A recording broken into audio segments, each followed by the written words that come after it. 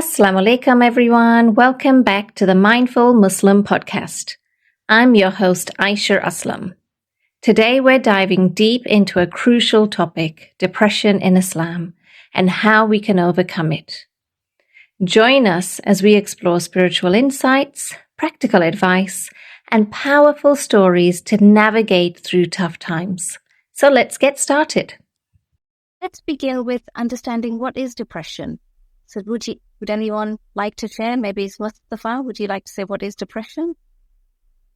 So depression, from what I believe, is a mental health disorder that's usually characterized by somebody who has excessive low mood, somebody who exhibits little to no interest in activities that they probably would have been interested in before, and it's something that is prolonged for a consistent period of time. So I think probably that would be a very simple way of defining maybe what depression would be, or what would characterize depression according to what I've seen in my own practice. Yeah. And Moeez, is there any sort of symptoms that you could relate to, any additional symptoms or causes? Yeah, I think like Mustafa had pointed out about like the lack of interest in activities. And I think specifically, at least like one of the symptoms is what's called anhedonia, or which means without pleasure. And that's often like a person who would have enjoyable activities, things they would enjoy, they no longer do that. So they've withdrawn from the things that they would be usually doing when they are well. So that's one of the symptoms. And yeah, like Mustafa was saying, like it is like, we'll get into this, but yeah, it's about like a prolonged period. And that's how it can be different from just like a mood, like feeling sad. It's like, yeah. And it's to, a lot of these, like any mental health disorder, disorder means that when someone has stopped their regular functioning in their day-to-day, and the disorder has taken over. So that's about that dysfunctionality. So that's one other thing that's quite important to take into account, at least as what depression is and how that differs from other things. Yeah, absolutely.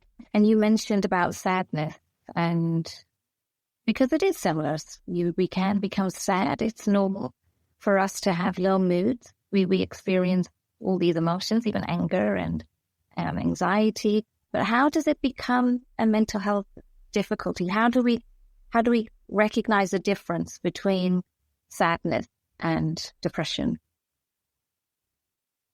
Maybe it's Mustafa. Do you want to?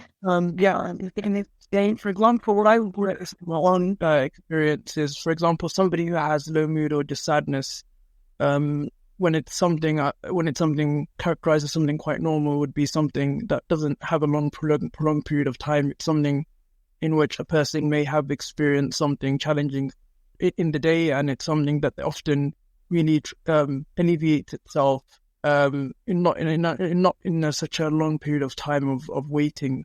Whereas someone who has a disorder or depression, usually what I've noticed is that there's a sense of withdrawal. For example, there's usually the person usually loses quite a lot of interest that they would have had in normal circumstances, many things that previously they would have enjoyed.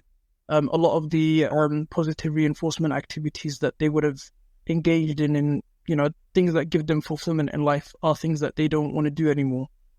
There's a avoidance and withdrawal. They don't necessarily wish to see people or engage in things that in normal circumstances they would have wanted to engage in. So I think usually when you have that distinction where, for example, somebody feels sad or they're in low mood for like a day or two because of something that's happened, but then they're functioning quite well the next day or 2 days after or a few days after. I think it's like what Moeez mentioned about functionality. Often what I see in depression is many of the people I see who have depression is low functionality. Probably not going to school anymore, or probably withdrawing or avoiding some of the responsibilities that they would have in normal circumstances, taking time off work, just so kind of like a combination of a lot of different factors that kind of really boils down to a lot of avoidance and withdrawal, and not wanting to be seen by people. Absolutely. Would you agree, Moeez, or is there anything else to attend? Absolutely. That case of withdrawal and isolation, which might be unusual from their usual behavior, that's something to keep in mind. Especially, I think, like, if you notice like someone that behavior for them is unusual, that's when I think, like, because like some people might be introverted, so they like being isolated by themselves. So that's not necessarily what depression is. Depression is like, it would be an unusual set of behaviors for that person. You know, they're unusually quiet and keeping to themselves and not interacting with other people.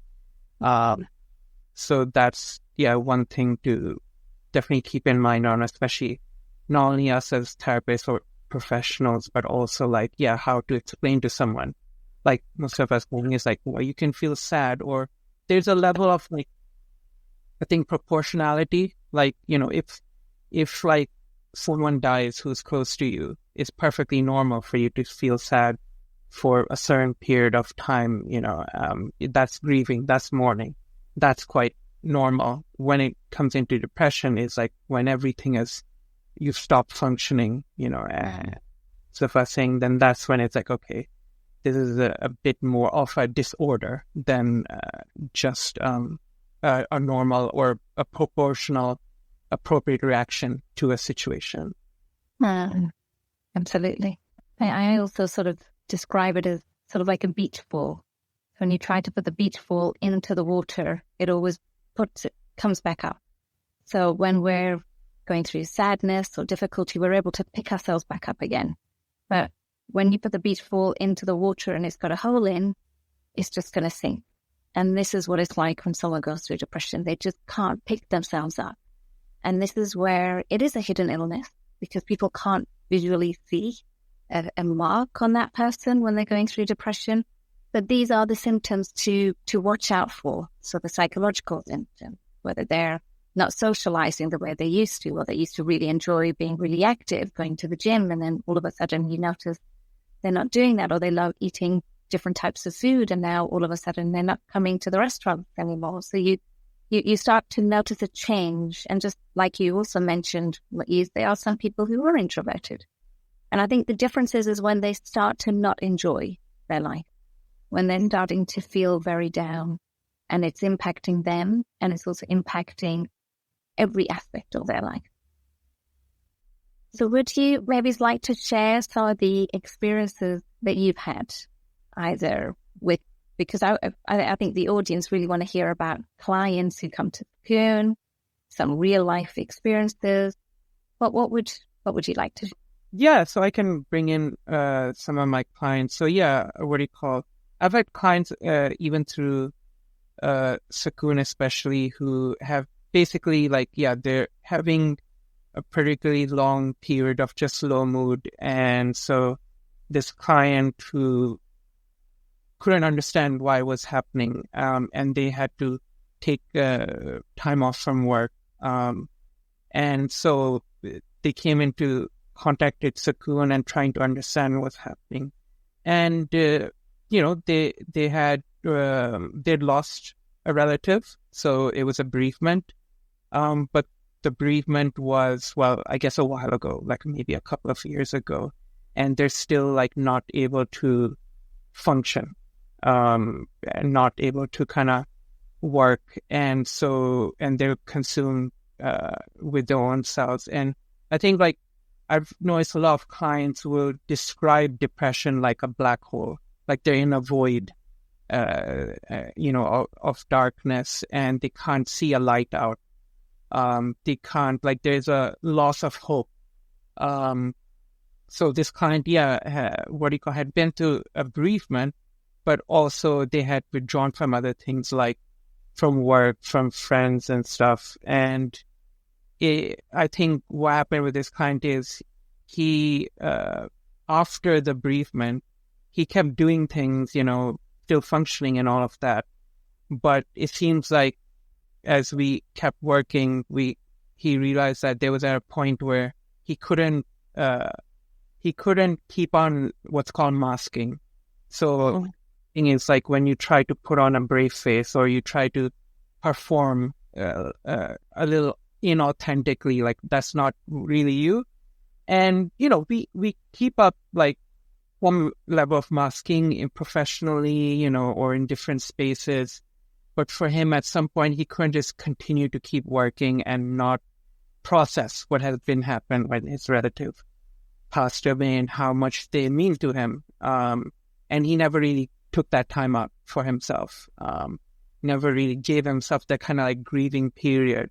And so now it was kind of just consuming him, and he had thoughts about like regret, like how he was with his, relatives and what he missed out on, and, the classic stages of grief, like bargaining, like what if he had done this or that they might still be alive. So that's all quite typical of grief as as part of the 5 stages of grief in the Kubler-Ross cycle. But at some point he couldn't keep masking, and now he was like just fully in this dark hole, as he would describe it, and couldn't come out of it. And that's when he came to me, and that's when we were able to understand, like, okay, he's not had that time.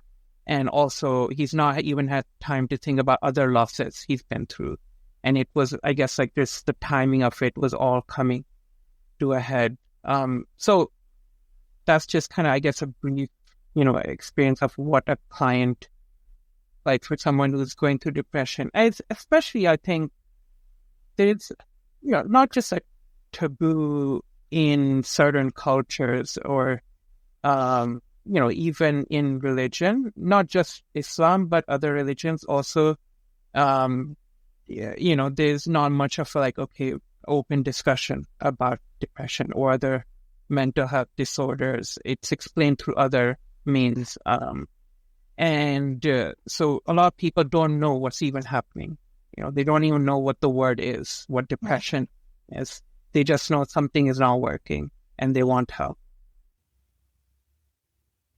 Yeah, it's making me think a little bit about when we go through grief. We generally have this message of we've got to keep up the appearances, we've got to be strong, we've got to help everybody else, but we don't help ourselves. So then all of what we're going through just gets pushed down. And also, a lot of people don't know what to do when someone's grieving. It's like, oh my gosh, what do we do? Let's just leave them. And that's the worst thing that you can do. And I think this also contributes to a person feeling depressed, going through really low moods because of the isolation, because of the loneliness. There's so many different factors that contribute to the circumstances. Mustafa, do you agree? Do you have the case? Yeah, so one particular case really strikes out for me. So, for example, I think it was about a year ago where there was somebody who came through SAKOON, and they came in the context of marriage counselling. So there was this young gentleman and his wife. They had quite a rough time in their marriage because he started developing certain habits and behaviors that was very much something that was causing a lot of problem in the marriage relationship. So he began, for example, watching pornography, started taking illicit drugs, things of that nature. And when we kind of really tried to solve the problem through the context of marriage counselling, we kind of found out through, the formulation of everything that he was also going through a huge amount of depression, or a severe amount of depression. So one of the ways in which I tried to kind of navigate, that kind of therapeutic setting or circumstances in which, they're coming for marriage counselling, but at the same time you have somebody who's quite depressed, was trying to kind of understand, what are some of the things that he's experiencing and he's going through, that made him feel as if this is the kind of choices that he had to make in his life, where he was pretty much sabotaging his marriage. So amongst other things that I already mentioned that he was doing was, watching pornography, things of that nature. But that was kind of almost like an outlet for him, where he felt like, it was kind of some form of escapism from a situation around himself, and where he was really, really depressed and, had really no mood. So when I asked him and I tried to inquire through the context of the marriage counselling, which his wife was more than supportive, he mentioned, for example, he stopped doing activities that he used to enjoy. So for example, he used to, because there was a new child in the family, he had to kind of stop, socializing the way he would with friends, other family. He felt quite isolated, not, seeing the people he used to often see before. He kind of felt a little bit trapped. So a lot of the positive reinforcement, activities and things that he would do in normal circumstances, he wasn't doing anymore. So I think the idea we at that point was, once we formulated, is try to get him back to doing things that he enjoys in the context of the marriage counselling, getting to do things that, give him fulfillment, give him some meaning, so he doesn't actually have to, do things that sabotage the marriage. And it really, throughout a period of, I think it was about a month or something, seeing this client, or seeing this married couple, their relationship improved quite a lot. He stopped, he stopped doing these, illicit, drugs and things of that nature. And he enabled himself to improve. And he really, I think the biggest takeaway was that he understood what was causing his low mood. I think for many people, depression is, they feel sad, they feel really low, they feel that they can't escape, but they don't know what's causing the issue, what's causing the problem. We were able to kind of really identify and hone into the exact problem that he had, which was, he's not doing the activities and the reinforcement activities and behaviors that actually gave him meaning in this. And I really the turning point, I think. So, yeah, absolutely. I think just that trajectory really kind of made a lot of changes and helped a lot. Yeah, and it just made me think a little bit about the impact that depression has on a relationship. How is he towards his wife, the impact it has on his wife, and how normal sometimes depression can be. So having a newborn child, for some, it brings loads of happiness, but at the same time, it can also bring a lot of pressure and feeling maybe suffocated because you're not able to be free the way that you used to be. So there's a real big change in how our roles change. But also, I think with depression, there's different forms of depression. So you can have mild form of depression. It's on a spectrum. So it's not just a fixed, this is how depression is. It could be mild, it could be moderate, it could be really severe. And I guess it's really about how do we understand it. And I think that's what you mentioned, Mustafa, is that when your client understood the pattern that he was stuck in, that really helped him to be in control of the depression rather than the depression controlling him. I guess what I'm listening to is that depression can happen in so many different ways. It's not just through grief. It could be through marital. It could be through childhood issues. It could even be related to anxiety that leads into depression, or having low self-esteem, not feeling good about yourself. And then that can also lead into depression, or a comment that's been made, bullying that can happen, and that can lead into symptoms of depression. I'm also thinking a little bit about myself, because as you're talking, it's making me think I've had periods where I've had very low mood, and it's having to find ways of how do I get out of this, because it can go into depression.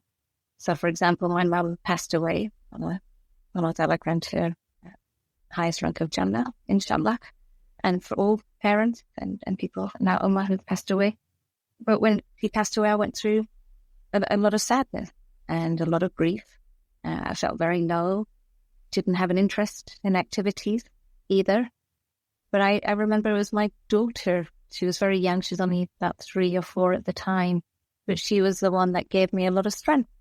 She was always there with me. I had to keep myself busy. It was her smile, the innocence, the playfulness, and also just support. And I think that was really important. But I still have periods where something might happen and it will get triggered. I wish I had my mum. My mum would know what to do in this situation. So it's not you go through it and then that's it. I think you will have triggers, and it's having to understand what them triggers are and what you can do to support yourself. And I think it's really important to have a support network. I think it's so important to have people that you can turn to, that you can talk to, whether that's family or friends, and also in particular having a therapist, because a therapist is trained to know how to deal with depression, whereas sometimes with family and friends, it's great, but they can be a bit biased. Well, what are your thoughts around that? No, I really like that. I was like, and thank you for sharing that. Particularly hard to lose a parent because they're your closest connection. They're the first people, especially your mom would have hopefully were the first people you see when you come into this world, you know. And so obviously there's going to be a special connection relationship. And yeah, a dependence, like you said, like, you know, what would mom do? You know, I wish she was here to help. So yeah, I just wanted to kind of validate that of that. It's like, yeah, when we lose a close one, it's very hard. You know, I've lost your cousin through depression. He was depressed for a number of years, and this was back then. Well, he was living in America, and the mental health support there is not very good, or at least like it wasn't recognized, at least amongst the family. It was more like, you know, because I live here, so I wasn't seeing him every day or whatever. So I only just heard in how he no longer hangs out with the cousins and, you know, on the WhatsApp or things like that. And yeah, I think one time we went to visit him when we went to America. I noticed like he was much more isolated and didn't talk as much. He was always a very quiet and introverted person, but this was unusual that he's not even, you know, he used to love playing music. He made music. And he would be very religious, actually. He would go and pray in the mosque a lot of times. But he went through a period of depression, I think, because it was just not fully recognized what it was. And the support wasn't there, that, you know, he eventually, completed suicide. And it was obviously very sad, but I think not only it was sad for us as relatives, as cousins especially, I think it was also like there was, because it's not fully understood, certain mental health conditions, especially at least in my culture, in Pakistani Muslim culture, it's kind of like, and we might talk about this in regards to, it's like a bit of a taboo. Like, we don't talk about when someone's not doing well. You know, we might say like, oh, someone's unemployed, so that's, you know, they're not working. That's the extent to what someone's willing to share about themselves or relatives. But if someone's going through like an actual like mental health issue, like people can point to, oh, someone's going to cancer, that's easily understandable, or through some physical health condition. But mental health, there's still a ways to go to understand in many communities, really, not just Muslim communities or Pakistani communities or whatever, but also in European communities, and there's still a stigma everywhere. And it affected me quite a bit, but I think very much my own. His parents, they were kind of in denial. They did, because suicide, there's a huge, obviously, stigma, and in Islam, you won't go to heaven. That's what's told to us, that if you take your own life, because the body is the temple, we're meant to respect our body so much. But for some people, they, even no matter how religious you are, that just doesn't, like, when you're so low, you can't see another way out. So that's what ends up happening. And it can get to that stage that we feel so low that we can have thoughts of death and have thoughts of suicide. And I think it's quite common. And I'm just curious, Mustafa, what are your thoughts around the Islamic perspective around suicide and thoughts of death when it comes to depression? How do you deal with that? This is really a very important, very sensitive kind of subject, because in the Islamic context, you'd find, for example, many Islamic scholars, people of who are trained in the Islamic profession, who would give a very blanket ruling as to the idea that suicide is impermissible, for example. So it's not, in the Islamic context, I think that's one which is kind of like a universal known. However, I think it's becoming a little bit more, I suppose, kind of understandable now that, suicide by illness, and by somebody who's experiencing depression or somebody who's going through a mental health challenge and a mental health disorder doesn't normally characterize as, your standard somebody, I just don't feel like living anymore. There's much more of a nuance to this kind of subject that I think nowadays many of us are becoming more mature in having those having those types of conversations regarding. And, Moeez mentioned, you find people in our communities, that kind of really fall under the radar. So, like, even in my own experience, not too long ago, I'd say probably like about 2 months ago, there was somebody who was quite well known in the community that I live in. And, he's somebody who's got a family, he's got children, he's, doing quite well. He's doing quite well in his life. He's got quite a lot of money, wealthy, you'd assume that this is, you're kind of like, somebody who's quite happy in his life, quite successful, has got everything that anybody would really want in life. But then, so there's nobody who would ever suspect that somebody like this individual would, have any problems or would have low mood even. So these kind of people, they almost slip under the radar. So, for example, he, all of a sudden, exhibited, behaviors which were considered quite strange. So, for example, I'd going to some of his family members and said, look, I want to give him some money, just to make sure that you're well taken care of. I've got this much money. I just want you to have it. I'd going and visiting different people and started saying, look, I want, to do this good for you. I feel like I owe you something. And then he would kind of, people he was close to him, quite, people who he cared about, he started giving, quite a lot of sum of money. And then a while he just disappeared and, they found that he committed suicide and he just threw himself into the Thames River. This is something that just happened in our community and we, buried him. And one thing that really characterized the situation was nobody assumed that there was a problem. Like, I think it's like you said, Ayesha, it's not something visible. You don't look at somebody and think, this person is, I can identify that this person has a challenge or a problem or they have depression. Most of the people, you'd find quite a lot of people who you'd assume are functioning quite well, are doing well for themselves, have families, have support networks. But then again, something happens in their lives where, they feel that level of conviction that they do not want to live anymore. And there's no sign. So it's really kind of engaging and trying to really look out for those signs. And this is something that in the Islamic, in the masajid, because, we do conduct the funeral prayers and we do the, the janazah and things like that. It's something now that we're really talking about. We're really trying to raise awareness about these kind of issues.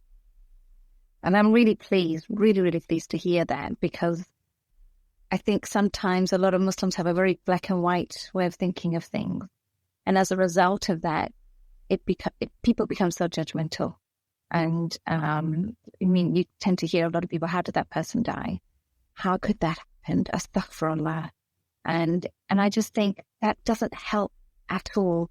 And they're not understanding the context. And like you mentioned, that the scholars are now thinking about the context of the situation, that illness, a person is not sane, a person is not in their right mindset to be fully understanding what's happening. But it also highlights that depression, mental health issues, although we can't see it, it's something that's really debilitating. It paralyzes people. And people don't get that. They just think, oh, you can just snap out of it or just stop it. And I think all of this doesn't help at all. And this leads to what you were mentioning, Moeez, about the stigma attached to depression, stigma attached to mental health.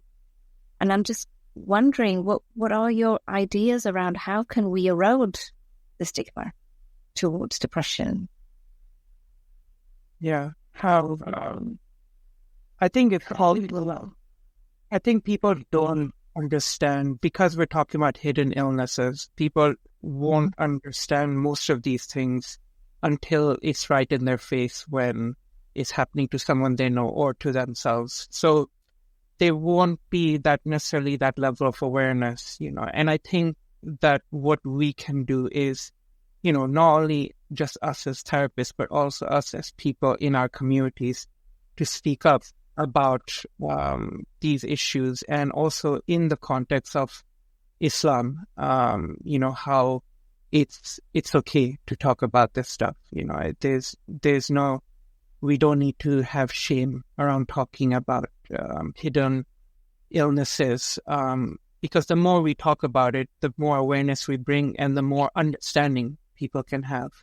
Because I think I can give people the benefit of the doubt if they've not ever experienced depression themselves or not ever known someone who's been through depression, that they want to understand what to do with it, So that's where the, snap out of it kind of stuff, or, don't be sad, just, get up and get out of bed, and stop being in your room, right? But I think what's happening is we have to develop some empathy towards people who are going through depression, and empathy is about putting yourself in someone else's shoes. If they've been, low in mood for a long period of time, you have to imagine what that might feel like for yourself if that were to happen to you, and how you might like to be treated. In Islam, we talk about how to treat others, and even in Christianity and other religion, we talk about we treat each other and respect each other, and empathy is a big part of that. In Islam, it's like, you have to understand how you want to be treated. And so if you were going through that experience, how would you like to be, talked to? Would you want to be told, do this, do that, or whatever? Or would you want someone to understand, okay, I understand you're feeling low, and, how can I help? Or just like hearing them out, rather than, I think like we sometimes become so much of a solution-focused society. We just think, oh, I need to have the solution. And for some people, we have to normalize also that we don't know. We're not experts on this. For people who are not therapists or mental health professionals, it's okay to say that I don't know how to help you on this, but I want to seek help for you. If we know someone is going through it. So it's that kind of, we have to be curious. We have to be open. We have to be empathic going through this. Otherwise, we won't know how to deal with this when it does happen to us or even to someone we know. Absolutely. Having more conversations. Yep. And being supportive when we're having them conversation. Yeah. Because look, how you were bringing up how, this person you're mentioning 2 months ago, he was giving away his wealth and, visiting people. It's a very telltale sign that someone is close to suicide or is take seriously, because they're basically making a planning. They're trying to end all their affairs in this world. And it's a very telltale sign. People don't need to leave suicide notes or anything like that. People usually like to go away quietly and not tell people. And so, I'm not expecting people to know all these signs of when these things happen, or, things like self-harming and stuff like that. But we have to be at least open and empathic. And rather, Ayesha, you're saying about being judgmental, because at the end of the day, that's not going to help. Yeah. I also think that from an Islamic context, like masajid, mosques, and places of worship, and the Muslim community, generally speaking, I think language matters a lot. One thing that I've noticed, for example, is that often people equate a mental health challenge to something which is clinical insanity, somebody who's considered to be insane. And sometimes because there's no kind of distinction between the two. Anyone who is going through any challenge does not want to be labeled as being somebody who's crazy.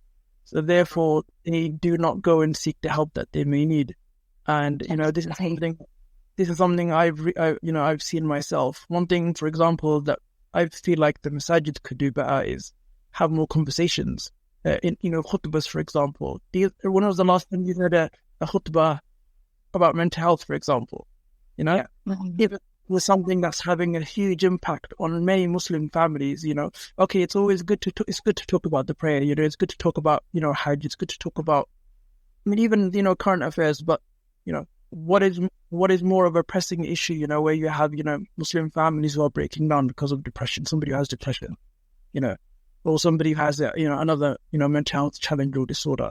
So I think what for therapists who might understand how debilitating these things are, but I think it's important to kind of extend, I suppose, our responsibilities to extend that to the wider community. And I think the masajid is an important platform, trying to get them to be important.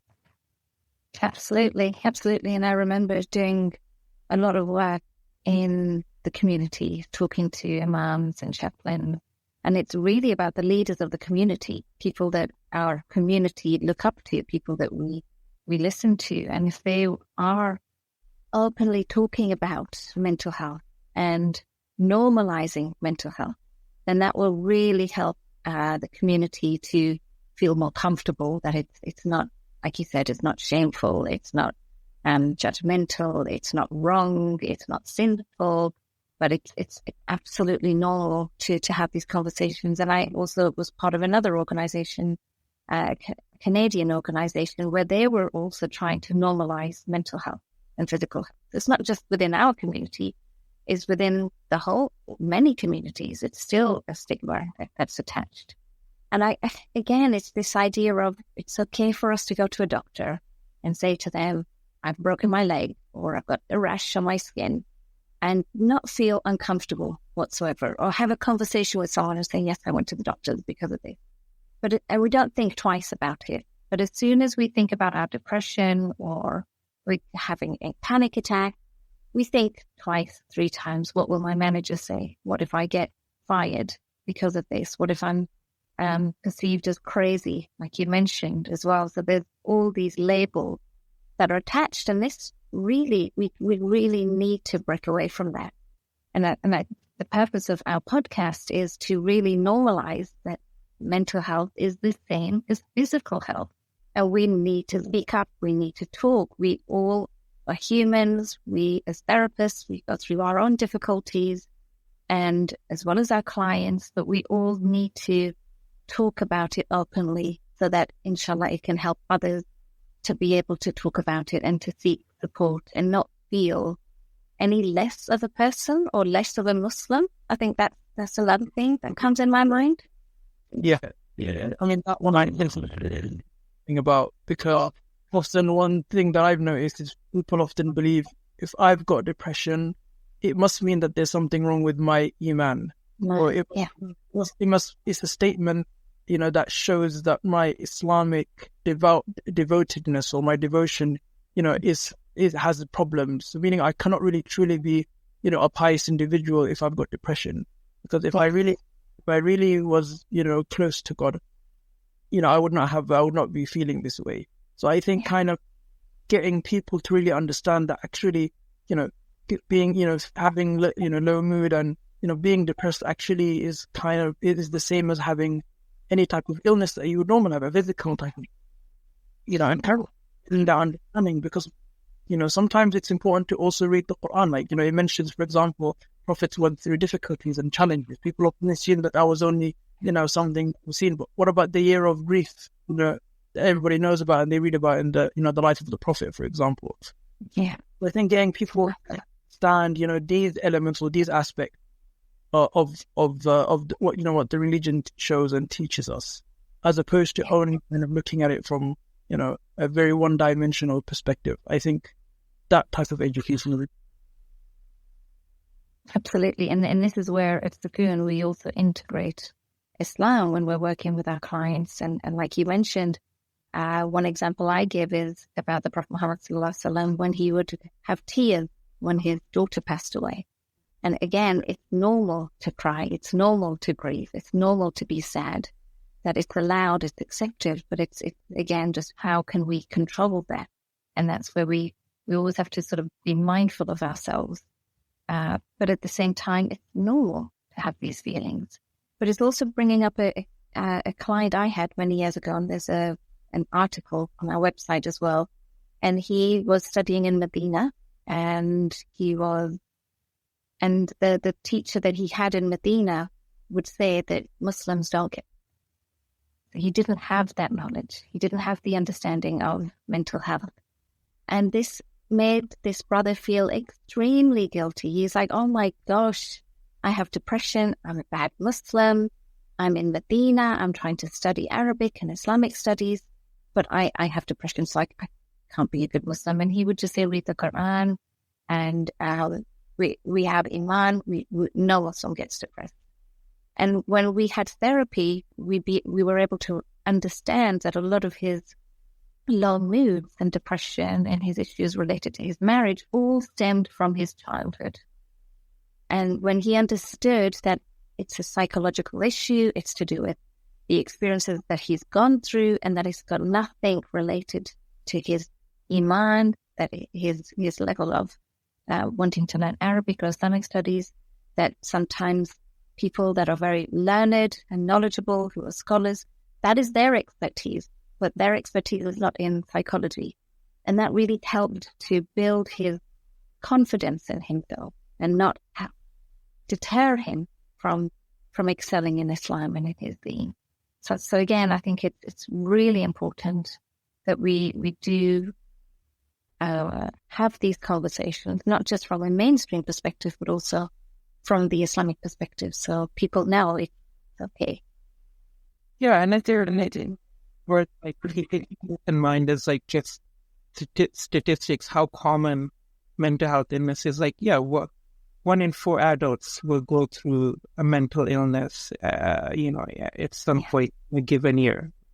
So that's a lot of people, so that doesn't somehow exclude Muslims just because they practice a religion that they can't get depressed.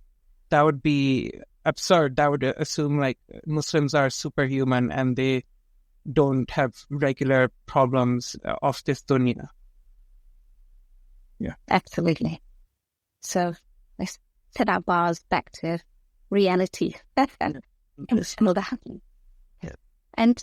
I mean, we're coming close to the end of our podcast, and I really enjoyed our conversations and listening to some real life cases and how you've worked with that. And I was wondering, do you have any key tips that you can give to anybody who might be going through depression or who might know someone who's going through depression? What could they do? So maybe share from a therapist's perspective and also from yourself, a personal perspective. Yeah, I could. Well, first, find out what depression is for yourself. Do the research. The dreaded thing is like to Google things, Google symptoms. Don't do that. Doctors say don't do it. But it's okay to like at least search for what symptoms of depression are if you don't know them. Because if you don't, you might not pick up on them on either yourself or others. So it's good to find out more about it. And also find out from people who might know a bit more about depression or mental health and ask them what it means, if you don't know a therapist or mental health professional, like ask someone, in any capacity what they might know, or if they don't know, find out.